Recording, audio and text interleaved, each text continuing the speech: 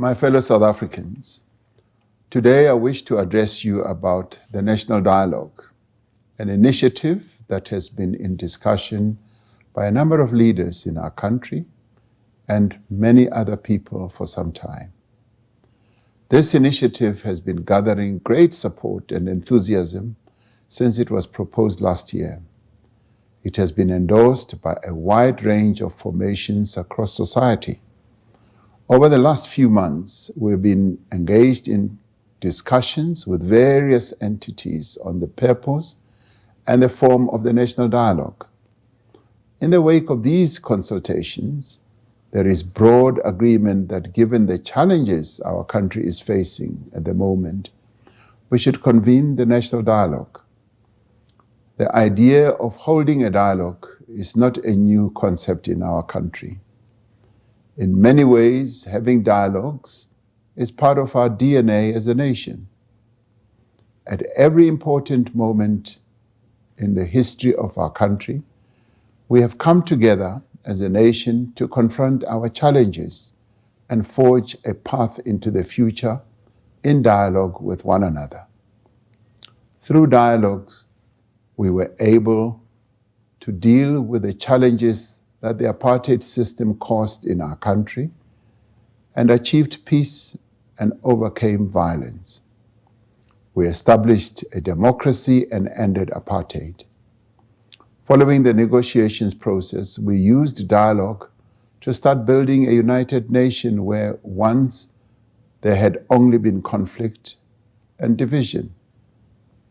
We achieved all this because we came together in dialogue to discuss our difficulties, our concerns, our hopes, and our aspirations as a people. For more than 30 years, we have worked together to realize the promise of our democratic constitution. We have made great strides as a nation, expanding freedom, deepening democracy, and building a better life for millions. Yet we face persistent challenges. Poverty, unemployment, and inequality are deep wounds that prevent us from reaching our full potential as a nation and as a country. Millions of people are underemployed and unemployed. Many of those who work earn wages that cannot sustain them or their families. Crime, gender-based violence, and corruption are prevalent across our society. We are therefore called upon at this moment to direct all our efforts to build a thriving, inclusive economy that creates jobs and opportunities. We are called upon to build safer communities and create a better future for our children. We are also called upon to give all sectors of our society, men and women, young and old, persons with disabilities, the LGBTQI community, and urban and rural people, a voice to determine how we address the problems of today and build the South Africa we want for future generations. That is why we have agreed to convene an inclusive national dialogue. The dialogue will be a people-led, society-wide process to reflect on the state of our country in order for us to reimagine our future. The National Dialogue is a chance for all South Africans from all walks of life to come together and help shape the next chapter of our democracy. Through the National Dialogue, we seek a shared vision of what it means to be a South African and develop a new national ethos and common value system. It is an opportunity to forge a new social compact for the development of our country, a compact that will unite all South Africans with clear responsibilities for different stakeholders, government, business, labor, civil society, men and women, communities, and citizens. It is anticipated that the National Dialogue will drive progress towards our Vision 2030 and lay the foundation for the next phase of South Africa's National Development Plan. The National Dialogue itself is not an event. Rather, it will be a participatory process that unfolds in phases, from local consultations and sectoral engagements to provincial and national gatherings. In my capacity as the head of state, I will be calling a national convention on Friday, the 15th of August 2025. This national convention will represent the diversity of the South African nation. The first national convention will set the agenda for the National Dialogue. It will be a representative gathering, bringing together government, political parties, civil society formations, business, labor, traditional leaders, religious leaders, cultural workers, sports organizations, women, youth, community voices, amongst others. Through their various political, social, and other formations, in their workplaces and places of worship, communities, villages, and sites of learning, South Africans will, in the months following the National Convention, be encouraged to be in dialogue to define our nation's path into the future. The views, concerns, and proposals that will emerge from this conversation will be brought together at a second National Convention that is planned to be held in the beginning of next year. This second National Convention will reinforce our shared values and adopt a common vision and program of action for our country into the future.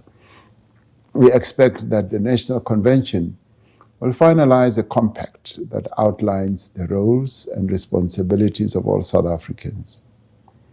To guide and champion the National Dialogue, I am appointing an Eminent Persons Group. These leading figures in our society, reflecting the great diversity of our nation, with a proven commitment to the advancement of social cohesion and nation building. Members of the Eminent Persons Group are Dr. Brigadier Bam, former Independent Electoral Commission Chairperson, Mr. Robbie Brozin, entrepreneur and business person, Judge Edwin Cameron, former Constitutional Court Judge, Mr. Mani Dipicho, former Northern Cape Premier, Dr. Desiree Ellis, Banyana coach and football legend, Ms. Ella Gandhi, peace activist and stalwart, Professor Nomboniso Gasa, researcher and rural activist, Mr. Bobby Gotso, a business leader, Dr. John Kani, award-winning actor, Mr. Sia Kolisi, Springbok captain and world champion, Ms. Mia Leroux, Miss South Africa 2024, His Grace Bishop Barnabas Lekanyani, leader of the Zion Christian Church, His Grace Bishop Engenas Lekanyani, leader of the St. Engenas Zion Christian Church, the Most Reverend Thabo Makgoba, Anglican Archbishop of Cape Town, Professor Tinyiko Maluleke, Chairperson of the National Planning Commission, Dr. Barbara Masikela, poet, educator, and stalwart, Ms. Lindiwe Mazibuko, former Member of Parliament, Mr. Rolf Meyer, former Minister and Constitutional Negotiator, Ms. Gina Mhlophe, storyteller, writer, and actor, Ms. Nompendulo Mkachwa, student activist and former Member of Parliament, Ms. Khothatso Monjane, Grand Slam tennis champion, Professor Harry Rangwezi Nengwekulu, former activist and educationist, Mr. Beki Nchalinchali, unionist and former COSATU General Secretary. Hosi Philia Mwamitwa, traditional leader. Hosi Thabo Siahlulo, chairperson of the National House of Traditional and Khoisan Leaders. Dr. Gloria Serobe, business leader. Dr. Imtiaz Suleiman, founder of The Gift of the Givers. Professor Derek Schwartz, academic. Ms. Lorata Trok, author and early literacy expert. Mr. Sibusiso Vilane, mountaineer and adventurer. Mr. Siabulela Muza, award-winning rocket scientist who has a planet named after him. Ubaba Ushembe Unyazi Lwezulu has also been invited to join the Eminent Persons group, but as he is traveling, has not been able to confirm his availability. I am grateful to each of these South African patriots who have made themselves available to act as the guarantors of an inclusive, constructive, and credible process. An interministerial committee has been established under the chairpersonship of the Deputy President to coordinate government's contribution to the national dialogue. We will be establishing a steering committee comprised of representatives of various sectors of society to set strategic priorities and coordinate implementation of the national dialogue process.